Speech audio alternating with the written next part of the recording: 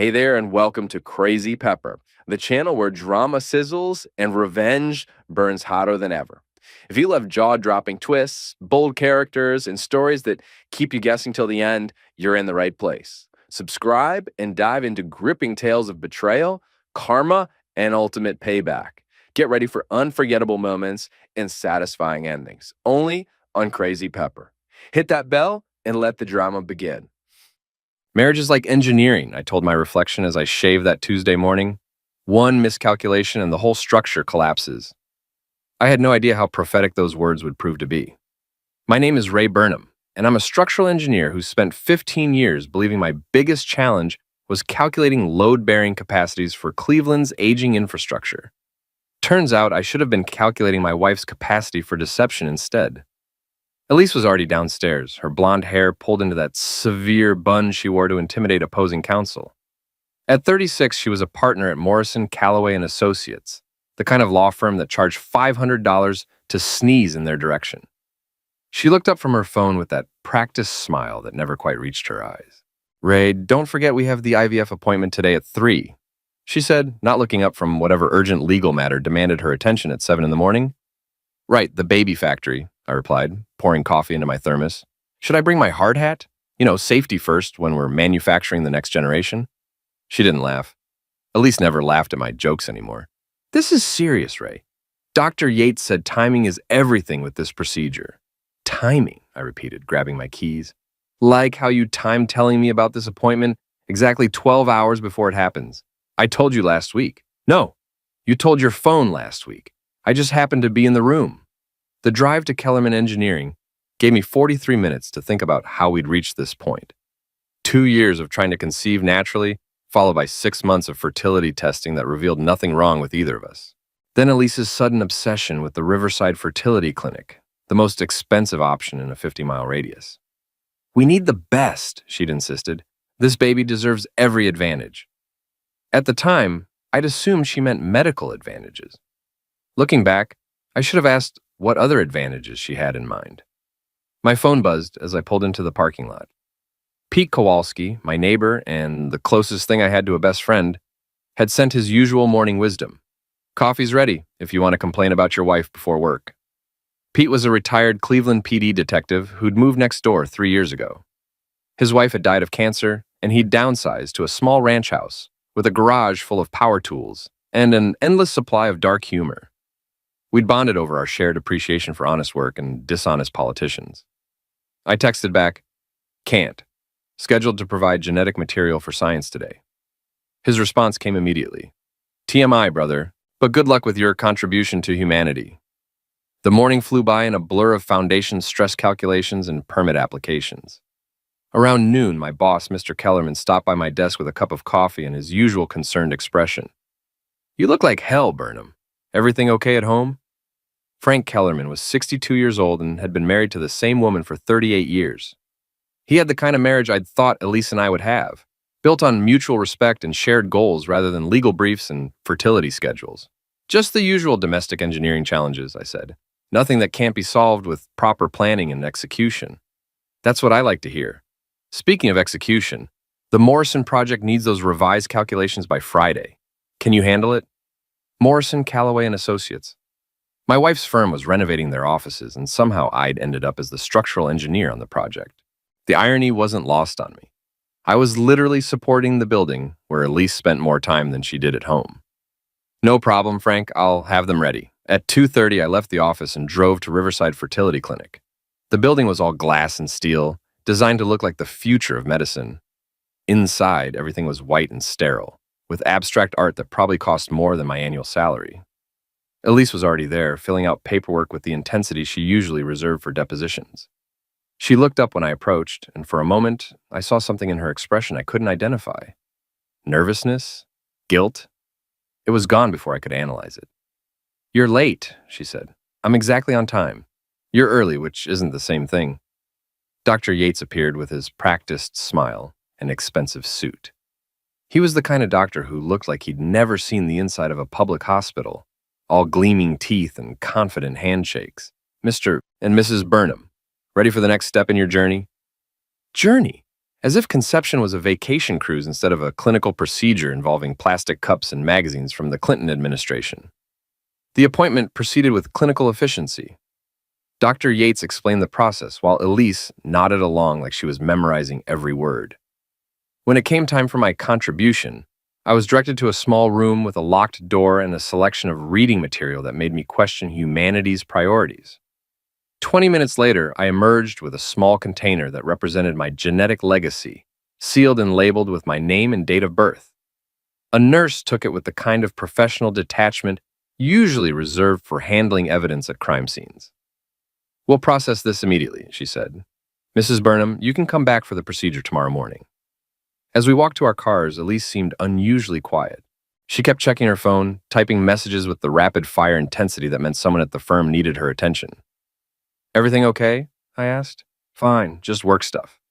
Trent needs me to review a contract before tomorrow's meeting." Trent Calloway. Senior partner, 44 years old, married to a woman who collected art and social causes with equal enthusiasm. I'd met him twice at firm functions, once at a Christmas party where he'd spent 10 minutes explaining why imported scotch was superior to domestic bourbon, and once at a charity auction where he'd bid $3,000 on a weekend in Napa just to prove he could afford it. "Tell Trent I said hello," I replied, though I doubted she would. That evening, Elise worked late again. She called around 8 to say she'd grab dinner at the office and not to wait up. I heated up leftover pizza and settled in to watch the Indians lose to Baltimore in extra innings. Around 10, I heard her car in the driveway, followed by the familiar sounds of her evening routine: heels clicking on hardwood, briefcase dropped by the door, phone calls that couldn't wait until morning. I was already in bed when she came upstairs, moving quietly in the dark. She slipped under the covers without saying goodnight, her back turned toward me like a wall. "Elise? Are we doing the right thing with all this fertility stuff?" She was quiet for so long, I thought she'd fallen asleep. When she finally spoke, her voice was barely above a whisper. "I want this baby to have every advantage, Ray. Every possible advantage." Something in her tone made me want to ask what she meant, but she was already breathing with the steady rhythm of sleep. I lay awake for another hour and staring at the ceiling and wondering why her words felt like a warning instead of a promise. The next morning, Elise was gone before I woke up. She'd left a note on the kitchen counter. "Procedure at 9 a.m. We'll call you later. E." Not "love, Elise," or even "thanks for yesterday." Just E, like she was signing a legal document instead of communicating with her husband. I arrived at work to find Pete waiting in the parking lot with 2 cups of coffee and his trademark smirk. "You look like a man who needs caffeine and honest conversation," he said, handing me a cup. "What's eating you?" "Nothing specific, just the usual marital mysteries." "Want some free advice from a guy who was married for 22 years? Do I have a choice? When women start acting secretive, it's either because they're planning a surprise party or they're planning your funeral. And it's usually not your birthday." I laughed despite myself. "Thanks for the encouragement, Detective Kowalski." "Former detective. Now I'm just a nosy neighbor with too much time and too many opinions." The morning dragged by with agonizing slowness. I kept checking my phone, waiting for Elise to call with news about the procedure. By lunch, I'd heard nothing. By 3 o'clock, I was starting to worry. Finally, around 4, my phone buzzed with a text. "All done, resting at home, see you tonight." When I got home, I found Elise on the couch with a heating pad and a glass of wine, looking pale but determined. "How did it go?" I asked, sitting on the edge of the coffee table. "Fine," said Dr. Yates said everything looked perfect. Now we wait 2 weeks for the test. 2 weeks of wondering if we're going to be parents. 2 weeks of hoping, she corrected. I wanted to ask her why she seemed more nervous than hopeful, but her phone rang before I could form the question. She glanced at the caller ID and her expression changed. "I need to take this," she said, walking toward the kitchen. "Trent, hi. Yes, I got your message about the Henderson case." I tried not to eavesdrop, but our house wasn't that big. I caught fragments of conversation. Something about depositions and discovery deadlines and a client who wanted to settle out of court. Standard lawyer talk, except for the way Elise's voice softened when she spoke to him. 20 minutes later, she returned to the living room with an apologetic smile. "Sorry, crisis at the office. You know how it is." "Actually, I don't. When I have a crisis at work, it involves structural integrity and building codes. When you have a crisis, it involves phone calls that sound more like personal conversations than professional consultations." Her smile faltered. What's that supposed to mean? Nothing. Forget I said anything. But I couldn't forget it. Over the next few days, I started paying attention to things I'd previously ignored. The way Elise's face lit up when Trent called, the frequency of their emergency meetings, the new clothes she'd been buying, always with the excuse that she needed to look professional for important clients. A week after the procedure, I was working late at the office when my phone rang. The caller ID showed Elise's number, but when I answered, I heard voices in the background instead of my wife's greeting. "Can't keep doing this," a woman was saying. It sounded like Marissa Chen, Elise's assistant and closest friend at the firm. "It's only temporary," Elise replied. "Once the baby comes, everything will be different." "And what about Ray? He's going to figure it out eventually." "Ray sees what he wants to see. He's so focused on his blueprints and calculations that he misses what's happening right in front of him." I held my breath, pressing the phone closer to my ear. "But the baby thing, Elise, that's playing with fire. What if—" The line went dead. Either Elise had hung up accidentally or she'd realized the call had connected. I stared at my phone for a full minute, trying to process what I'd heard. What baby thing? What was I supposedly missing? That night, Elise came home with takeout from our favorite Thai restaurant and a bottle of wine. She seemed determined to be cheerful, asking about my day, and sharing office gossip with unusual enthusiasm. It felt like performance art, a wife playing the role of a devoted spouse. "Marissa called you today," I said casually while we ate. "I answered your phone by accident." Elise's chopsticks paused halfway to her mouth. "Oh, what did she want?" I couldn't tell. The connection was bad. Something about the Henderson case. Right, Henderson. She nodded too quickly. "That's been keeping us all busy. Must be some case if it requires evening strategy sessions." "What do you mean? Nothing? Just seems like you and Trent have been burning the midnight oil lately." She set down her chopsticks and looked at me directly for the first time all evening. "Ray, is there something you want to ask me?" The question hung in the air between us like a challenge. I had a dozen things I wanted to ask her, but I wasn't sure I was ready for the answers. "No," I said finally, "just making conversation." "Good, because I'd hate for you to think there was something you needed to worry about." The way she said it made it clear that there absolutely was something I needed to worry about. But I wasn't ready to confront whatever it was, not yet. The pregnancy test was negative. Elise stared at the results in Dr. Yates's office with an expression I'd never seen before. Not disappointment, but something closer to panic. "These things happen," Dr. Yates said with practiced sympathy. "The good news is that all your numbers look excellent. There's no reason we can't try again next cycle." "Next cycle," Elise repeated, her voice hollow. "In the meantime, try to relax. Stress can impact fertility more than people realize." On the drive home, Elise was silent. She stared out the passenger window like she was seeing the suburban landscape for the first time. "We'll try again," I said, reaching over to squeeze her hand. "It's not the end of the world." She pulled her hand away. "You don't understand." "Then explain it to me." "You wouldn't understand," she said again. And something in her tone made me stop trying. That evening, Elise locked herself in the home office with her laptop and phone. I could hear her voice through the door, but not the words. Around 10 o'clock, the talking stopped and was replaced by what sounded like crying. I knocked softly. "Elise, are you okay?" "I'm fine, just tired. Can I come in?" "Not tonight, Ray. Please." I went to bed alone, listening to the sounds of my wife's distress through the walls of our house. Something was seriously wrong, but I had no idea what or how to fix it.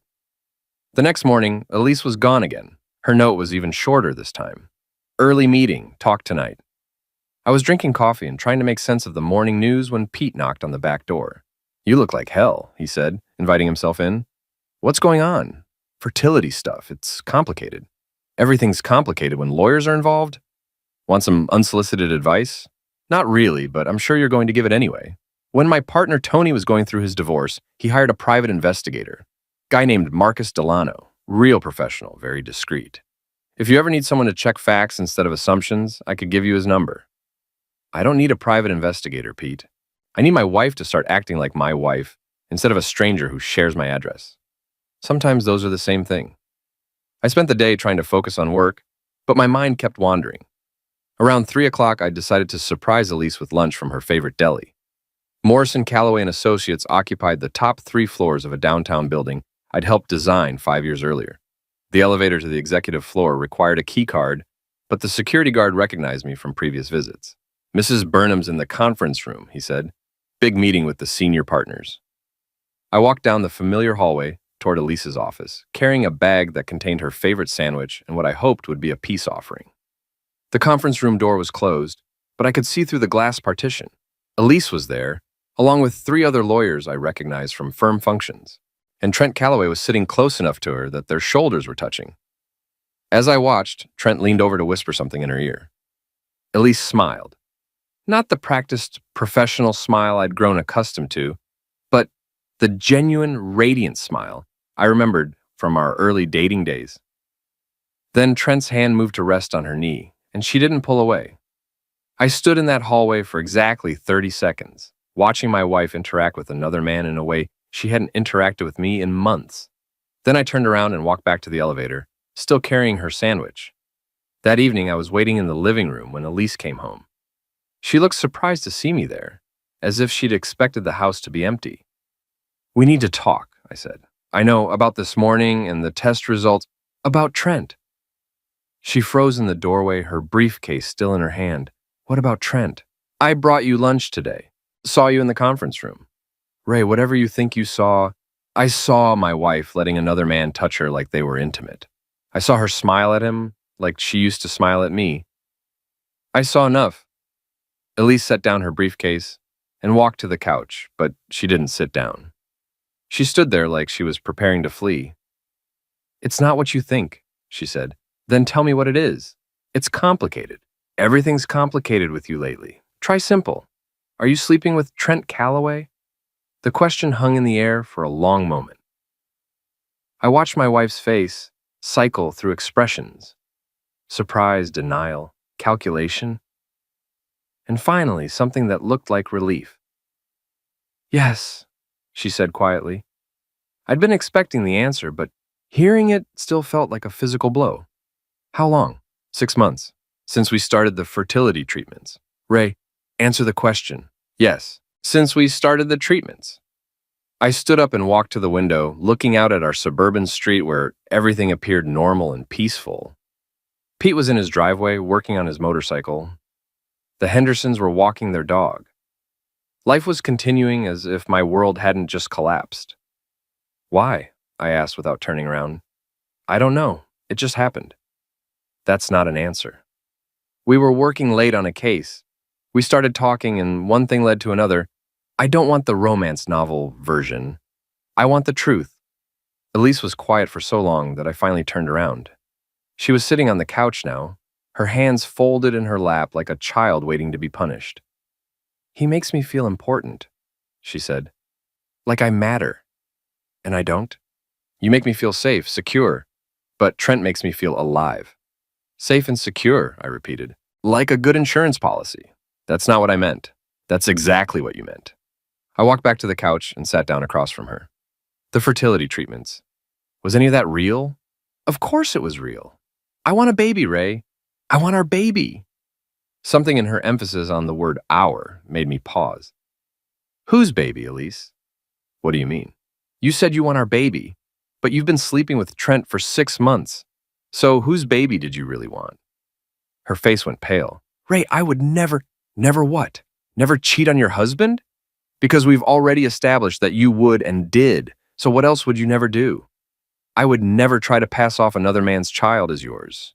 But you would sleep with him while we're trying to conceive. That's different." "How is that different?" She stood up abruptly and walked to the window. "Because I love you, Ray. What I have with Trent isn't love, it's just physical. Just physical, that makes it so much better." "I'm trying to explain." "Don't explain, just answer one question. Do you want to save this marriage?" She turned to look at me, and I saw something in her eyes that I'd been refusing to acknowledge for months. She didn't love me anymore. Maybe she never had. Maybe I'd just been the safe choice, the reliable option, the man who would provide security while she looked for excitement elsewhere. "I don't know," she said finally. "Then I guess we have our answer." I didn't sleep that night. I lay in the guest bedroom staring at the ceiling and trying to process the wreckage of my marriage.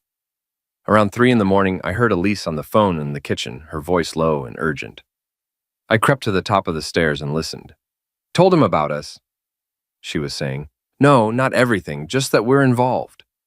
A pause while Trent responded. I know it complicates things, but I had to tell him something. He saw us together at the office. Another pause. What about your wife? Does Felicia suspect anything? I couldn't hear Trent's response, but Elise's laugh was bitter. Right. As long as the money keeps coming, she doesn't care what you do. Must be nice to have that kind of arrangement. More conversation I couldn't make out. Then Elise's voice again, clearer this time. The fertility thing is a problem. Ray's starting to ask questions. My blood went cold. What questions? What was there to ask about fertility treatments beyond the obvious? I know we discussed it, but now I'm having second thoughts. Maybe we should just wait and see what happens naturally. Discussed what? I pressed closer to the banister, straining to hear. Trent, I need to know you're serious about this. About us. Because if Ray finds out what we really did, it won't just be a divorce. It'll be a scandal that destroys both our careers. What they really did. The phrase echoed in my mind as I crept back to the guest room. What had they really done? The next morning, Elise was gone before I woke up. She'd left another note. Staying at Marissa's for a few days. Need time to think. I called in sick to work and spent the morning pacing around the house, trying to piece together fragments of overheard conversations and suspicious behavior. Around noon, Pete knocked on the door with a six-pack of beer and his usual direct approach to problem solving. You look like a man who needs to get drunk and break something, he said. It's not even noon. It's 5 o'clock somewhere. Besides, I brought tools in case we need to demolish something constructive. We sat on the back deck, drinking beer and watching squirrels raid the bird feeder. I told Pete about Elise's confession, but not about the mysterious phone conversation. Something told me to keep that information to myself until I understood what it meant. So, what's your next move? Pete asked. I don't know. Lawyer, I guess. Figure out how to divide everything up. That's the practical approach. What about the emotional approach? I don't have an emotional approach. I'm an engineer. I deal with facts and calculations. Marriage isn't engineering, Ray. It's more like detective work. You gather evidence, analyze patterns, and follow the leads until you find the truth. What are you suggesting? I'm suggesting that your wife is hiding something bigger than an affair. And if I were you, I'd want to know what it was before I signed any divorce papers. That afternoon, I drove to Riverside Fertility Clinic with a story about needing copies of our medical records for insurance purposes. The receptionist was helpful but firm. They could only release records to patients directly, and only with proper identification and authorization forms. Is there a problem with your treatment? She asked. No problem. Just want to make sure we have everything documented correctly. Dr. Yates is excellent with record keeping. I'm sure everything is in order. I'm sure it is, but my wife mentioned something about sample handling procedures, and I wanted to verify the timeline. The receptionist's expression changed slightly. Sample handling? Just routine verification. You know how lawyers are about documentation? Your wife is a lawyer? Yes. Elise Burnham. She's been a patient here for several months. Oh yes, Mrs. Burnham. She's been very involved in the technical aspects of her treatment. Something in her tone made me pause. Involved how? I probably shouldn't discuss other patients, even if you're married. Privacy regulations, you understand. Of course, but if there's something I should know about our treatment... She looked around the waiting room, which was empty except for us. Then she leaned forward and lowered her voice. Mr. Burnham, has your wife explained the specific procedures you've been following? The basic process? Yes. Why? It's just that she's been very particular about timing and protocols, more than most patients. Particular how? She's requested specific handling procedures for genetic material, and she's been very interested in the technical details of sample processing and storage.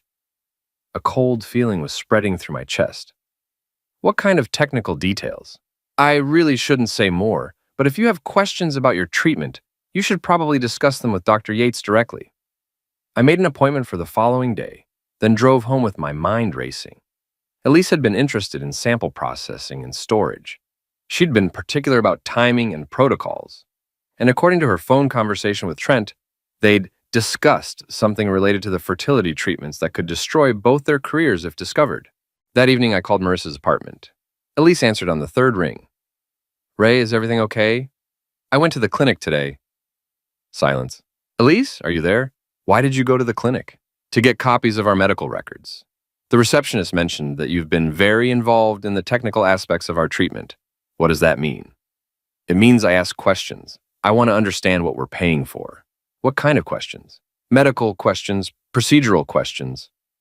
Ray, why are you interrogating me? Because my wife is hiding something and I want to know what it is. I'm not hiding anything. You're staying at Marissa's apartment instead of coming home to discuss our marriage. You've been having an affair for 6 months. And now I find out you've been unusually interested in fertility clinic procedures, so yes, you're hiding something. Another long silence. Ray, some things are better left alone. What thing? I can't discuss this over the phone. Then come home and discuss it in person. I can't do that either. Why not? Because once I tell you the truth, there's no going back. And I'm not sure either of us is ready for that. The line went dead. I stared at the phone, my hands shaking with a combination of anger and fear. Whatever Elise was hiding, it was big enough to end our marriage and destroy careers. And I was going to find out what it was, whether she wanted to tell me or not. Dr. Yates looked uncomfortable when I walked into his office the next morning. He kept glancing at his computer screen and adjusting his tie, like a man preparing for an unpleasant conversation. Mr. Burnham, I understand you have some questions about your treatment protocols. I have questions about my wife's involvement in those protocols. I see. Well, Mrs. Burnham has been very engaged in the process, which we encourage. Informed patients tend to have better outcomes. Define engaged. Dr. Yates cleared his throat. She's asked detailed questions about our procedures, sample handling, timing protocols, genetic screening options. Genetic screening, standard procedures for ensuring viable samples, nothing unusual. But she's asked unusual questions about these standard procedures. Mr. Burnham, I'm not sure what you're getting at. I leaned forward in my chair. Doctor, I'm an engineer. I understand systems and processes. When someone shows unusual interest in the technical details of a system, it's usually because they want to manipulate that system. So I'm asking you directly, has my wife attempted to manipulate any aspect of our fertility treatment? Dr. Yates was quiet for a long moment, his fingers drumming on the desk. Finally, he pulled up a file on his computer. Burnham, I'm going to ask you a direct question, and I need you to answer honestly. Are you aware of any irregularities in your treatment timeline? What kind of irregularities? Discrepancies between scheduled procedures and actual procedures, unauthorized access to storage facilities, unusual requests for sample handling. My mouth went dry.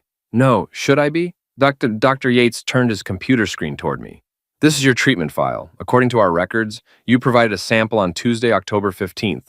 Your wife's procedure was scheduled for Wednesday, October 16th. Right, that's what happened. But according to our security logs, someone accessed the storage facility on Tuesday evening after hours. Someone with authorized access. Who has authorized access? Medical staff and patients who've been given special clearance for extended treatment protocols. Did you give Elise special clearance? She requested it, said she wanted to be involved in every aspect of the process. I stared at the computer screen, trying to process what I was seeing. Are you telling me that my wife had access to the storage facility where genetic samples are kept? I'm telling you that she requested access, and we granted it based on her stated desire to be fully informed about her treatment. And someone used that access on Tuesday evening. Yes, the same day I provided my sample. Yes. The room felt like it was spinning. Dr. Yates, I need you to tell me exactly what happened to my sample. Mr. Burnham, I think you should discuss this with your wife. My wife isn't talking to me. You are. So I'm asking you, what happened to my sample? Dr. Yates closed the computer file and folded his hands. Mr. Burnham, there are certain ethical and legal boundaries I cannot cross, even in a situation like this. But I will say that if you have concerns about the integrity of your treatment, you should consider requesting a formal review of all procedures. A formal review would reveal what exactly? It would reveal whether the genetic material used in your wife's procedure came from the source indicated in our records. The words hit me like a physical blow. I gripped the arms of my chair, trying to stay upright. Are you saying that the sample used in my wife's procedure might not have been mine? I'm saying that a formal review would answer that question definitively. And if the review shows that someone substituted a different sample, then we would have a very serious problem, both medically and legally. I stood up on unsteady legs. I want that review. I want it now. Mr. Burnham, a formal review requires authorization from both spouses. Then get it. Your wife would have to consent to the investigation. And if she doesn't, then we have an even more serious problem. I left the clinic with my head spinning and my hands shaking. I sat in my car for 10 minutes, trying to process what I'd learned. Elise had requested special access to the storage facility. Someone had used that access on the evening after I provided my sample, and Dr. Yates was strongly suggesting that the sample used in her procedure might not have been mine, which meant that my wife hadn't just been having an affair. She'd been planning to pass off another man's child as mine. I drove to Morrison, Calloway & Associates with a clarity of purpose I hadn't felt in months. The security guard tried to stop me at the elevator, but I pushed past him with the kind of determination that comes from righteous anger. Elise was in her office, on the phone as usual. She looked up when I walked in and her face went white. "I'll call you back," she said into the phone, then hung up. "Ray, what are you doing here?" "I just had an interesting conversation with Dr. Yates." She stood up slowly, like a defendant rising for a verdict. "Ray, did you switch my sample?" "What?" "At the fertility clinic. Did you switch my sample with someone else's?" "Ray, you're not thinking clearly." "Answer the question. It's not that simple." "It's exactly that simple. Did you take my sample and replace it with Trent's?" The silence stretched between us like a chasm. I could see the answer in her eyes before she spoke. "Yes," she whispered. The word hung in the air like a confession at a homicide trial. I felt something inside me break, not just my heart, but my fundamental understanding of the woman I'd married. "Why?" I asked. "I wanted the baby to have blue eyes." "Blue eyes. Trent has blue eyes, beautiful blue eyes. And you wanted his baby, not mine. I wanted our baby to be perfect. Our baby. Except it wouldn't have been our baby, would it? It would have been his baby that you planned to pass off as mine." Elise sank back into her chair, her face in her hands. "You don't understand." "Then explain it to me. Explain how you justify stealing my genetic material and replacing it with your lover's. Explain how you plan to let me raise another man's child while lying to me for the rest of our lives." "I love you, Ray, but I love him too, and I wanted the best of both worlds. The best of both worlds. My financial security and his genetics. That's not how I thought about it. That's exactly how you thought about it. You wanted me to be the father who pays the bills and changes the diapers, while your lover provided the actual genetic material." "Ray, please." "Please what? Please pretend this conversation never happened? Please go back to being your reliable husband while you and Trent laugh about how stupid I am?" "We never laughed about you. But you did discuss it. You and Trent planned this together." She looked up at me with tears in her eyes. "Yes." "How long have you been planning it?" "Since we started the treatments." 6 months. "You've been planning to defraud me for 6 months." "It's not fraud. It's exactly fraud. Medical fraud, paternity fraud, marriage fraud. You've committed multiple felonies, Elise." "Ray, you can't tell anyone about this." "Why not?" "Because it would destroy both our careers. Trent could lose his law license. I could be disbarred. The clinic could lose its accreditation. And what about me? What about the fact that my wife tried to trick me into raising another man's child?" "I thought you'd never find out." "So that makes it okay?" "No, but it makes it manageable." I stared at her across the desk that separated us, this woman who had shared my bed and my life and my dreams for the future. This woman who had planned to deceive me in the most fundamental way possible. "Interesting choice," I said finally. "What?" "Swapping my sample for your lover's." "Interesting choice of words when you said you wanted our baby to have blue eyes." "Very interesting choice indeed." I turned and walked toward the door, leaving her sitting at her desk with her perfect career, and her perfect affair, and her perfectly planned deception. "Ray, wait. What are you going to do?" I paused in the doorway and looked back at her one last time. "I'm going to make some interesting choices of my own." I drove straight home and called Pete. He answered on the first ring, like he'd been waiting for my call. "I need that private investigator's number," I said without preamble. "That bad, huh? Worse than bad. This is criminal. I'll be right over." Pete arrived 20 minutes later with Marcus Delano's business card and a bottle of bourbon. Marcus turned out to be a former FBI agent who specialized in corporate fraud and domestic investigations. He listened to my story without interruption, taking notes in a small leather notebook. "This is definitely criminal," he said when I finished. "Medical fraud, conspiracy to commit fraud, possible RICO violations if there's a pattern of this behavior at the clinic." RICO violations? If your wife and her lover have done this before, or if the clinic has been complicit in other cases, it becomes organized criminal activity. I just want my life back. Mr. Burnham, your life as you knew it is over. The question now is whether you want justice or just revenge. What's the difference? Justice involves law enforcement and criminal prosecutions. Revenge involves making sure everyone knows what they did. Can I have both? Marcus smiled for the first time since he'd arrived. Now you're thinking like my kind of client.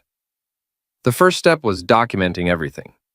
Marcus arranged for a formal review at the fertility clinic, which revealed exactly what we'd suspected. My sample had been replaced with genetic material from an unknown donor. Dr. Yates, faced with potential criminal liability, provided detailed records of Elise's access to the storage facility and her requests for special handling procedures. The second step was expanding the investigation. Marcus discovered that Elise and Trent had been having their affair for 8 months, not 6. He also found evidence that they discussed leaving their respective spouses and starting a new life together, funded by Trent's partnership income and my anticipated child support payments. The third step was the most satisfying, gathering evidence of their ongoing conspiracy. Marcus installed recording equipment in my house, which was completely legal since I owned the property. When Elise finally came home to collect her belongings, we captured a phone conversation between her and Trent that laid out their entire plan in devastating detail. "Ray's getting suspicious," Elise said. "He went to the clinic and started asking questions." "What kind of questions?" Trent's voice was clear through the speaker. "About sample handling procedures, about my access to the storage facility." "Did he find out about the switch?" "I think so. He confronted me at the office yesterday." "What did you tell him?" "The truth. I didn't have a choice. Elise, we talked about this. If anyone finds out what we did, it's not just our marriages that are over. It's our careers, our reputations, everything." "I know, but Ray's not stupid. He was going to figure it out eventually. So what do we do now?" "We stick to the plan. I file for divorce, claim irreconcilable differences. Ray gets the house and his retirement account. I get my practice and my partnership track." "And the baby situation?" "There is no baby situation.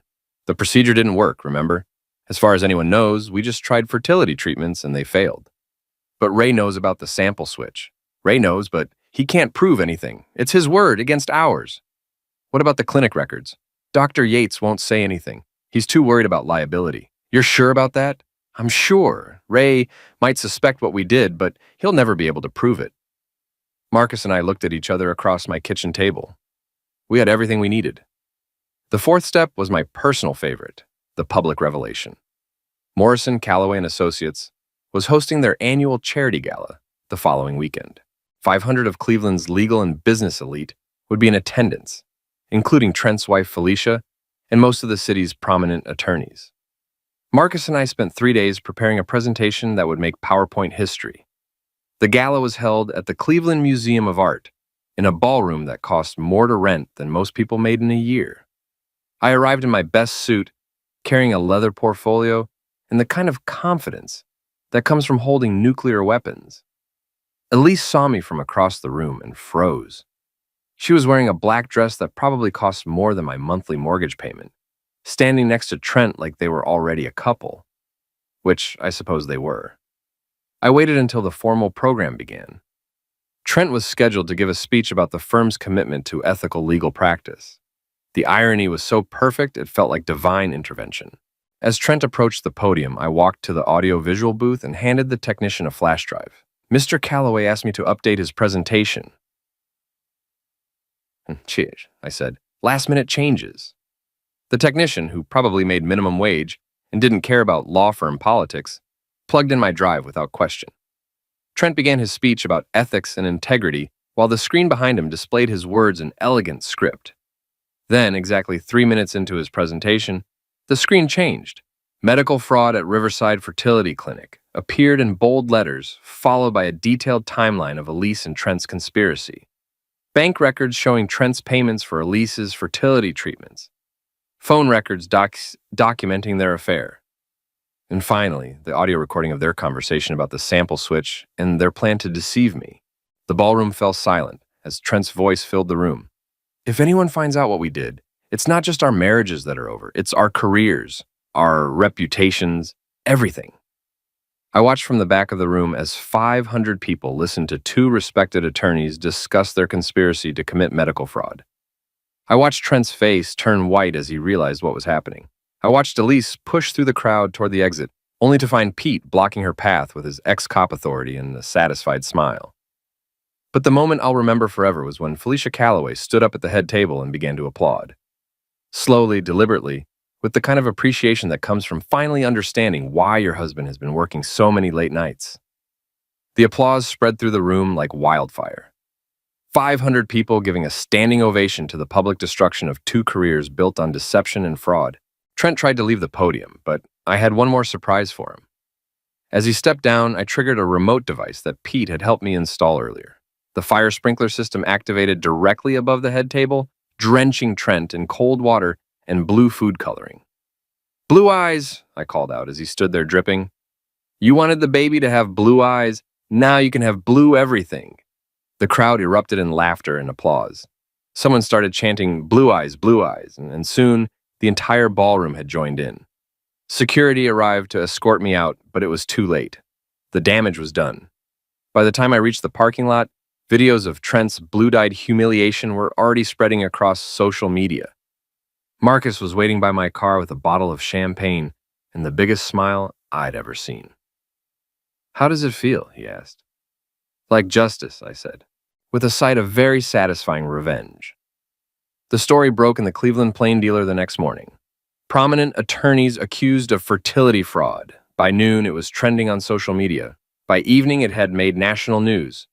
Elise and Trent were arrested on charges of conspiracy to commit medical fraud, wire fraud, and racketeering. The fertility clinic lost its license pending investigation. Dr. Yates cooperated with authorities and received immunity in exchange for his testimony. Felicia Calloway filed for divorce and demanded half of everything Trent owned, plus damages for emotional distress. She also hired Marcus Delano to investigate her husband's other affairs, which turned out to be numerous and well documented.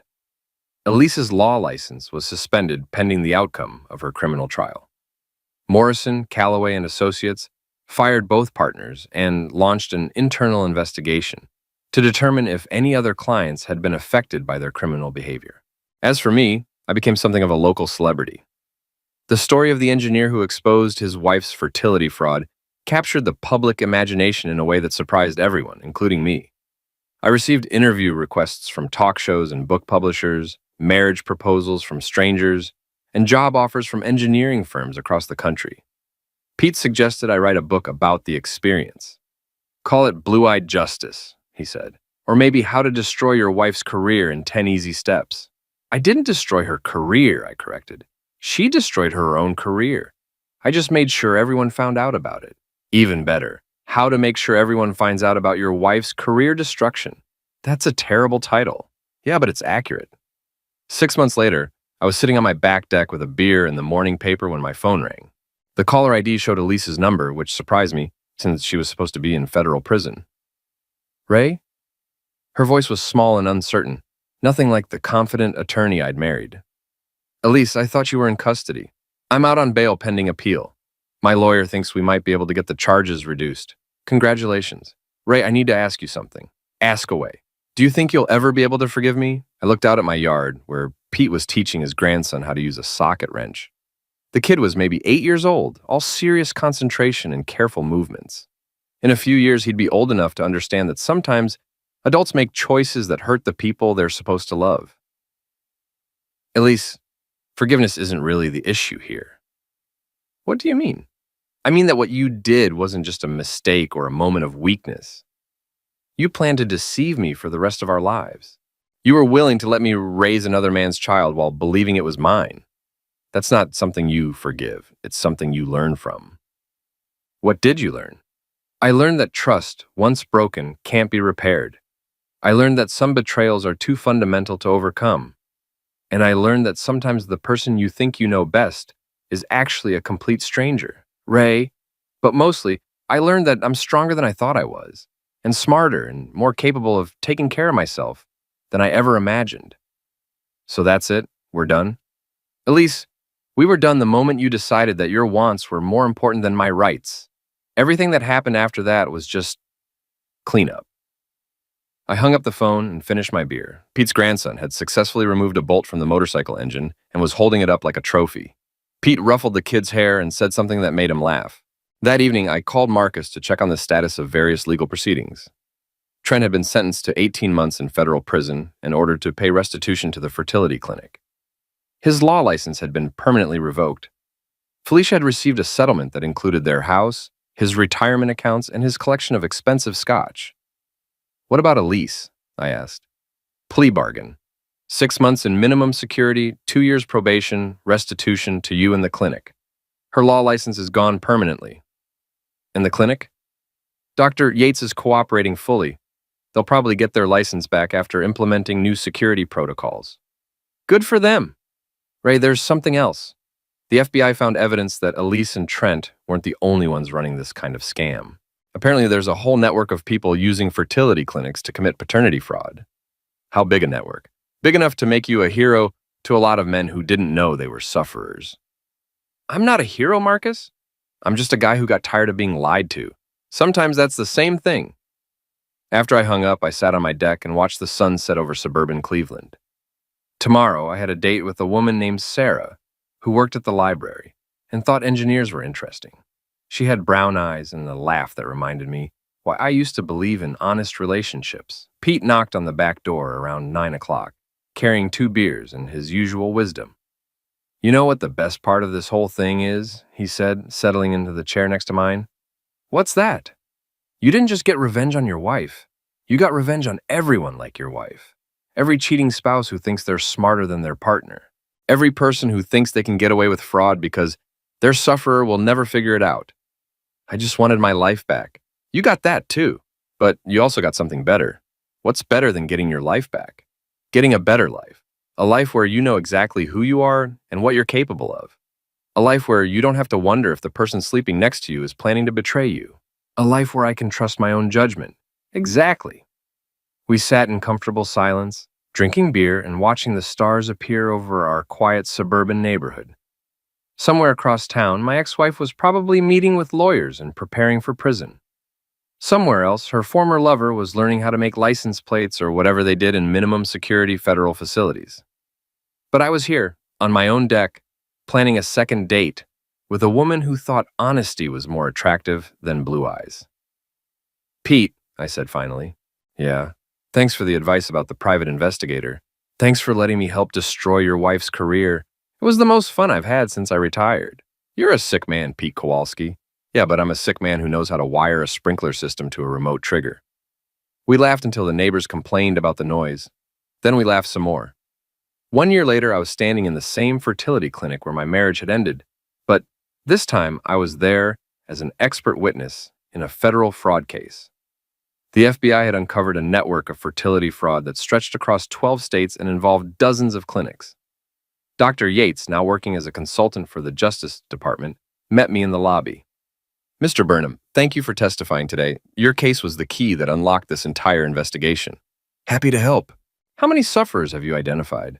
Over 200 men who were unknowingly raising children that weren't biologically theirs. Some of the cases go back 15 years. 200 families destroyed by fraud. 200 families that now have the truth. Whether that destroys them or makes them stronger depends on how they handle it. As I walked out of the clinic, I thought about the choices that had brought me to this point. Elise's choice to betray our marriage. Trent's choice to participate in her deception. My choice to fight back instead of accepting their lies. Every choice had consequences. Elise was 6 months into her prison sentence, working in the prison library and reportedly writing a memoir about her experience. Trent had been released early for good behavior and was working as a paralegal in a small firm that specialized in bankruptcy law. Felicia had remarried a federal judge and moved to Washington, D.C. And me? I was building a new life on a foundation of truth instead of deception. Sarah and I had been dating for 8 months, and she was everything Elise wasn't. Honest, straightforward, and completely uninterested in manipulating anyone for personal gain. We were taking things slowly, building trust the way I built structures, carefully, methodically, with attention to every detail. Pete had become something of a local legend for his role in exposing the fertility fraud network. The Cleveland Police Department had asked him to consult on domestic fraud cases, and he'd discovered a talent for helping sufferers gather evidence against their betrayers. "You started something, Ray," he told me over dinner the previous week. "Every month, I get calls from men who suspect their wives of fertility fraud. Every month, we catch more of them. I didn't start anything, I just refused to be a sufferer. Same thing, different words."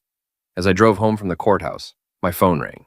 Sarah was calling from the library, where she was working late on a community literacy program. "How did the testimony go?" she asked. "Good. Justice is slow, but it's thorough." "Are you okay?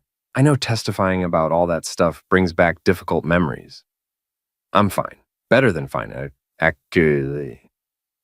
Every time I tell that story in court, it reminds me how far I've come." "Want to have dinner when I get home?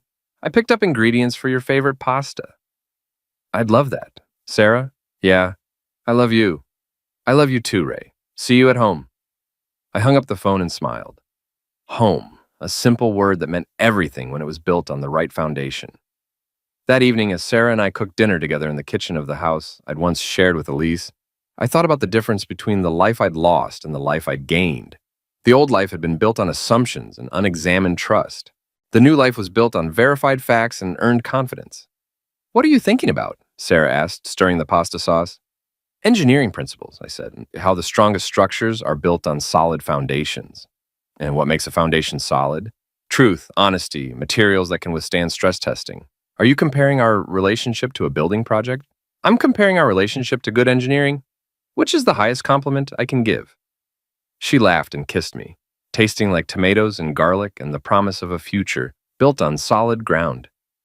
Later that night, as we sat on the deck that Pete had helped me rebuild, Sarah asked the question I'd been expecting for months. "Do you ever regret how you handled things with Elise? The public humiliation, the media attention, all of it?" I considered the question seriously. Did I regret destroying my ex-wife's career? Did I regret exposing her fraud to 500 people at a charity gala? Did I regret the blue food coloring in the sprinkler system? "No," I said finally, I don't regret any of it. Even the parts that were purely revenge? Especially the parts that were purely revenge. Elise and Trent thought they could deceive me because they believed I was too passive to fight back. They thought I'd accept their lies because confronting the truth would be too difficult. But you proved them wrong. I proved that actions have consequences. I proved that fraud has a price. And I proved that sometimes the quiet guy with the engineering degree is a lot more dangerous than the flashy lawyers with the expensive suits. You also proved that you're capable of rebuilding after everything falls apart. We proved that. This new life isn't just mine, Sarah, it's ours." She squeezed my hand and we sat in comfortable silence, watching the lights of Cleveland twinkle in the distance. Somewhere out there, other people were discovering betrayals and making choices about how to respond. Some would choose to accept the lies and try to rebuild on damaged foundations. Others would choose to tear everything down and start over with better materials. I'd chosen to start over, and it had made all the difference. My phone buzzed with a text message from an unknown number. "Mr. Burnham, my name is Michael Torres. I think my wife is doing the same thing yours did. Can you help me?" I showed the message to Sarah, who read it and nodded. "Another one?" she asked. "Another one. Are you going to help him?" I looked at the message again, thinking about a man somewhere in Cleveland who was just beginning to suspect that his life wasn't what he thought it was. A man who would soon have to choose between comfortable lies and difficult truths. "Yeah," I said, typing back. "Call me tomorrow. We'll figure this out together." Because that's what you do when you've learned how to build something better from the wreckage of something broken. You help other people do the same thing. You teach them that the foundation matters more Then the facade, you show them that truth, however painful, is stronger than deception, however comfortable. And sometimes, if you're very lucky and very careful, you get to watch them build something beautiful on solid ground.